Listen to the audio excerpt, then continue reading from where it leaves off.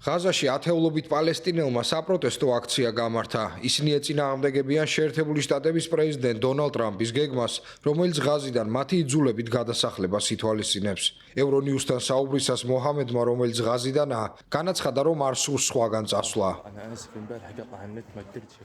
ეგვიპტე, იორდანია და ინდონეზია.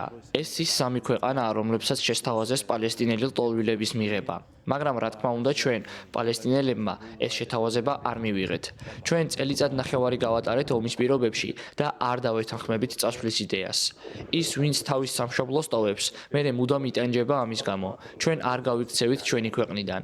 მართალია ზოგიერთი წავაკიდეც, განსაკუთრებით ის, ვისაც არ გააჩნია საცხოვრებელი სახლი, თუმცა უმრავლესობა აქ დარჩება. არც მე ვაპირებ სადმე წასვლას.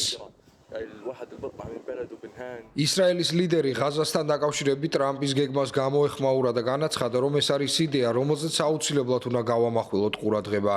შეერთებული შტატების პრეზიდენტმა მანამდე განაცხადა, რომ ღაზიდან იძულებით გადაადგილებული პალესტინელები მეზობელმა ქვეყნებმა უნდა შეიფარონ, თუმცა ამ შეთავაზებას არ დაეთანხმნენ არაბული ქვეყნები.